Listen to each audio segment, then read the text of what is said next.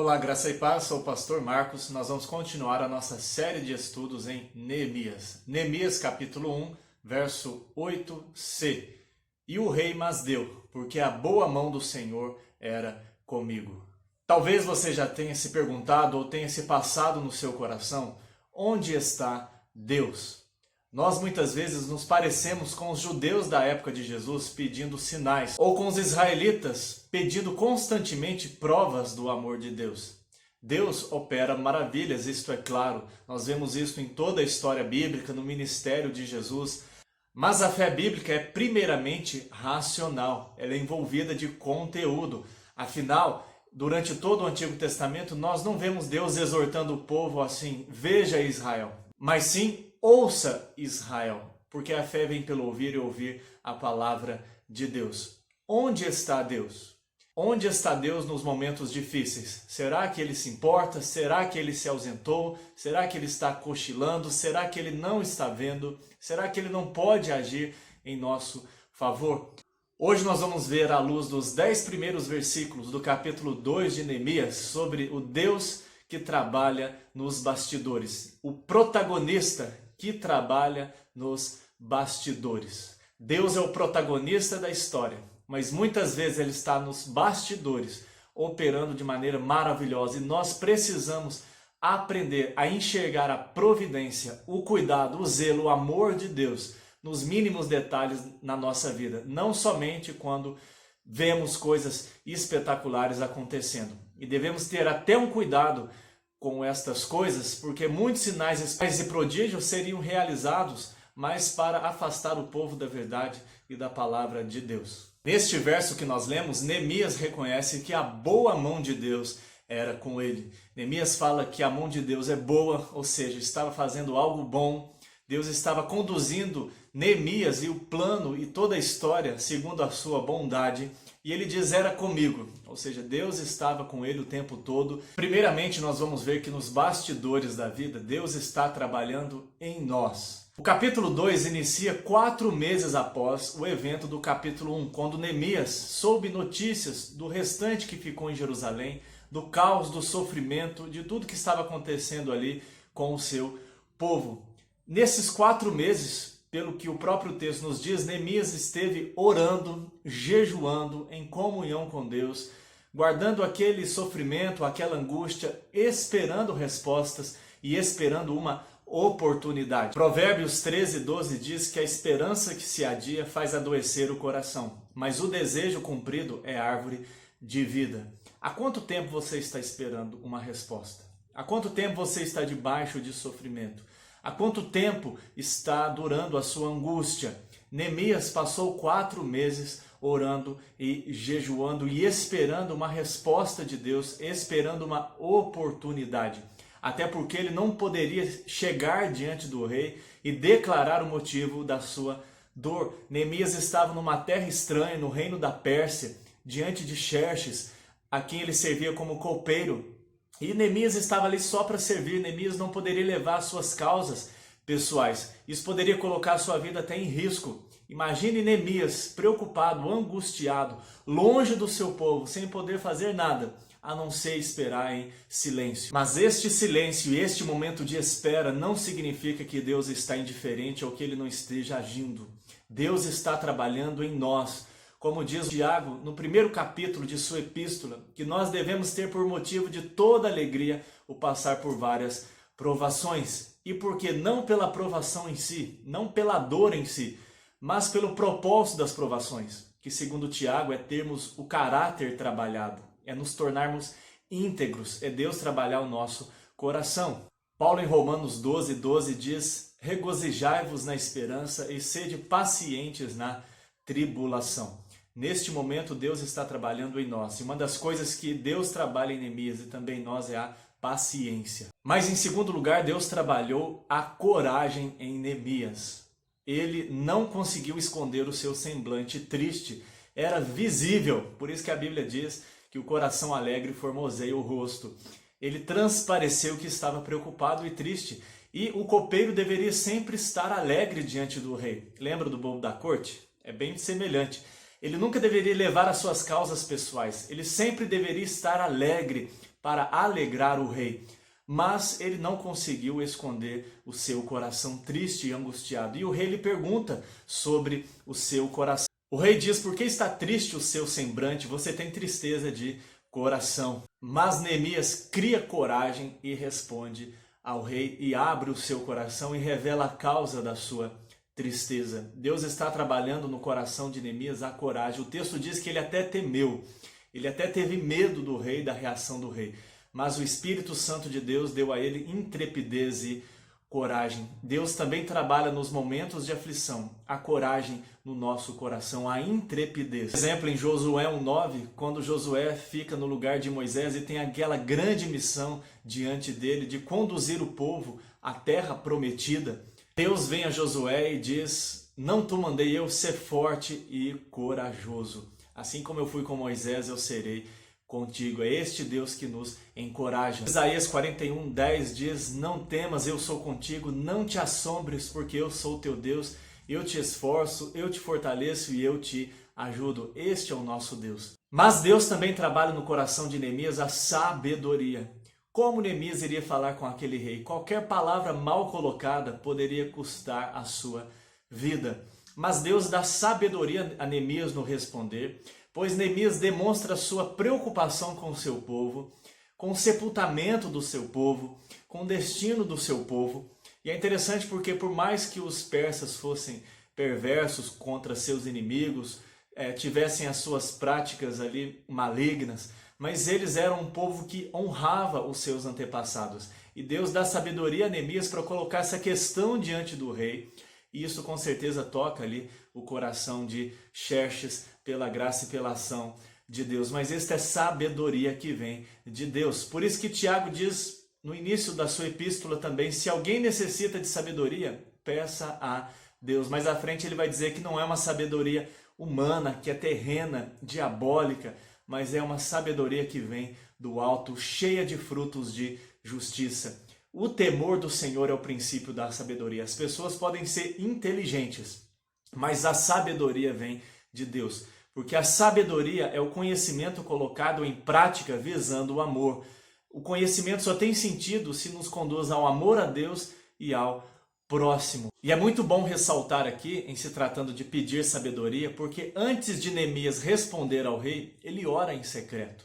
Não quer dizer que ele falou assim: ó Xerxes, espera aí que eu vou fazer uma oração. Mas ele orou em espírito e falou com Deus, pediu a Deus sabedoria antes de responder.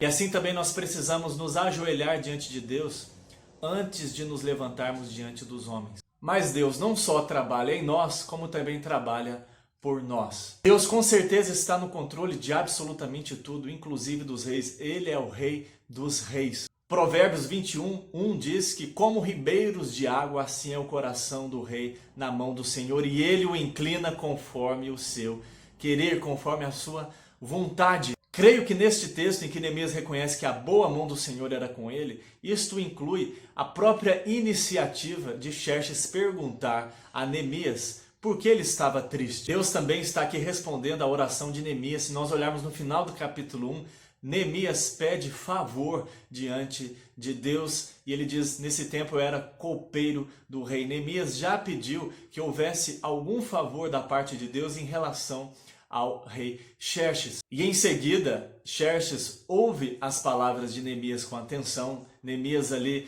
abre o seu coração correndo o risco de perder a sua vida. Mas é interessante, não sei se é porque ele estava ao lado da mulher, né? Se isso tem alguma importância, se a mulher o ajudou, se a mulher aconselhou ao rei que fizesse algo, né? Afinal, o que a esposa pede que o marido não faz, não é? Mas é claro que Deus está agindo em tudo isto. Mas em seguida, Xerxes não só permite que Neemias vá, o que já é algo extraordinário, já é algo surpreendente, como também permite que ele vá com cartas de recomendação para ele percorrer todo o império sem problema, para que ninguém o pegasse, mas que ele tivesse autorização para passar por onde ele quisesse. Xerxes também permite que Neemias leve material para a construção do templo e dos muros. E o que é mais surpreendente ainda, gente, Deus faz muito mais do que podemos pedir ou pensar, como diz Paulo em Efésios 3. Xerxes envia uma comitiva de oficiais para conduzirem Neemias em segurança durante a sua caminhada, durante a sua missão. Este é o nosso Deus maravilhoso que também trabalha por nós. Deus trabalha nas circunstâncias. Aquilo que talvez para nós seja impossível, mas não é impossível para Deus. Para Deus todas as coisas são possíveis. Deus trabalha nas circunstâncias, Ele trabalha no coração dos homens, Ele trabalha na história, Ele é Deus soberano sobre todas as coisas para cumprir os seus propósitos e abençoar o seu povo. Às vezes, quando não víamos saída, quando algo parecia impossível, nós somos surpreendidos pela ação de Deus. Em Jeremias 32, 27, a palavra de Deus nos diz: por acaso há algo demasiadamente difícil para mim? Diz o Senhor. Em Lucas 18, 27, Jesus diz: os impossíveis para os homens são possíveis para Deus. Então eu não sei qual é a situação que você está enfrentando, se você não vê nenhuma luz no fim do túnel, ou se a única luz é de um trem que talvez vai te atropelar, se você não vê saída, se você está num beco sem saída, se você não vê nenhuma possibilidade no seu leque de opções, saiba que para Deus tudo é possível. Deus trabalha nas circunstâncias para nos abençoar. Portanto, espere em Deus, confie em Deus. Mas Deus não somente trabalha em nós, este Deus maravilhoso que é o protagonista que opera nos bastidores da vida, Ele não só também trabalha por nós, Ele também trabalha através de nós. Neemias, ao lado de Esdras, foi um dos homens levantados por Deus para reerguer o povo que foi assolado pelo cativeiro babilônico e passou também pela invasão dos persas. O povo de Deus estava espalhado pelo Império Persa, eles estavam lá abandonados, a cidade estava um caos, havia sofrimento, fome, miséria, as muralhas destruídas, não havia segurança, as torres destruídas, as portas, o templo destruído, não havia como eles cultuarem a Deus conforme a lei prescrevia. Estava um verdadeiro caos. E desde o início, Neemias se identificou com o seu povo, Neemias orou, Neemias jejuou, Neemias intercedeu. E na primeira oração de Neemias, no capítulo 1, nós já vemos Neemias se colocando como instrumento, se colocando à disposição. E aqui a gente vê a disposição de Neemias de continuar servindo. Mesmo sendo copeiro do rei, ele se importa e sai deste estado, porque era um cargo de muita confiança, afinal o copeiro provava a comida do rei, então ele deveria ser alguém que gozava de grande privilégio, de admiração, de confiança, de lealdade do rei, mas ele deixa tudo isso de lado para cumprir a vontade de Deus, para ir até o seu povo que estava sofrendo.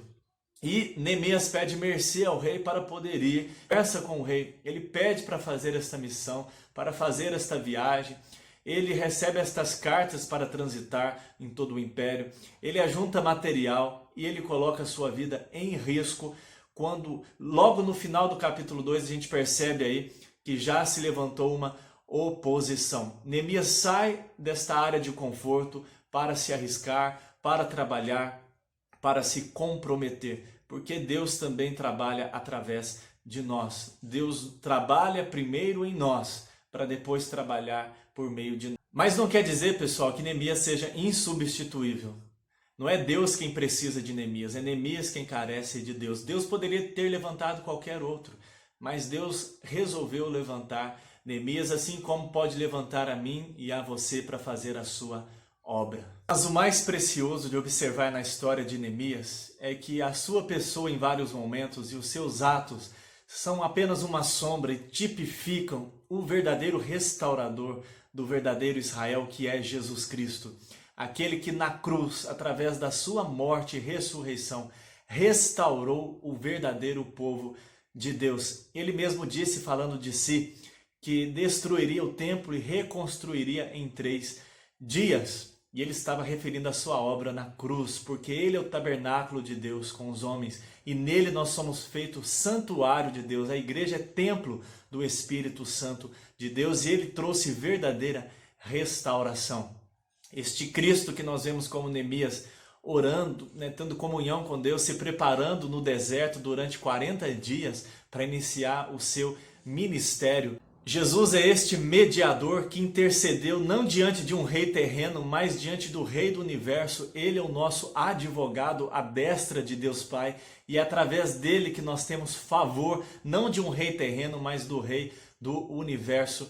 É este Jesus Cristo que foi de fato aquele que nos redimiu na cruz, dando a sua própria vida, não só arriscando a sua própria vida, não só se colocando diante de opositores, de escárnio, de perseguição, mas ele de fato morreu por nós. Este é Jesus Cristo. É lindo porque se aqui Neemias está intercedendo diante de um rei terreno, hoje eu e você somos favorecidos diante do Rei Celestial, do nosso Deus. Ele é o Deus que abençoa o seu povo. Que eu e você aprendamos a reconhecer Deus nos detalhes da vida. Este protagonista da história, que é Jesus Cristo, mas que muitas vezes trabalha nos bastidores.